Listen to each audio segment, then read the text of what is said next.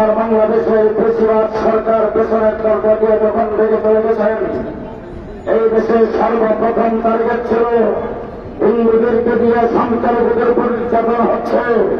সেই দিন শহীদ মিনারের সামনে আপনাদেরকে রাস্তায় নামিয়েছেন, সাম্প্রদায়িক সম্প্রীতি বিনষ্ট করার চেষ্টা করেছেন।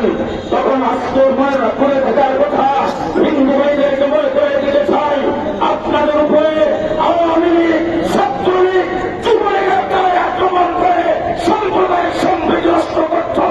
আমরা হেফাজতে ইসলাম মাদ্রাসা আলেম ওলামায়ে কেরাম আমরা আপনাদের পাহারাদারি করেছি।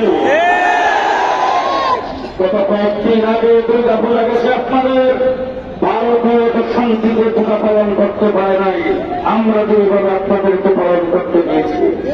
সুতরাং আপনারা আমাদের নাগরিকরা বাংলাদেশে বসবাস করবেন, সুযোগ সুবিধা কম গ্রহণ করেন নাই, আপনারা প্রধান বিচারপতি পর্যন্ত হয়েছেন। আমাদের আপত্তি নাই, মন্ত্রী হন, মিনিস্টার হন, বিচার হন, কিন্তু বাংলাদেশে ইসলামের মুসলমানদের বিরুদ্ধে ষড়যন্ত্র করবেন পরিষ্কার বলে দিতে চাই, আমরা পুরোটি মুরগি নয়। আমাদের মাদ্রাসা স্কুল কলেজ ইউনিভার্সিটিতে পোল্ট্রি মুরগি পারি না। শেষ কথা বলতে চাই, কারো কোনো আওয়ামী খারাপ হবে।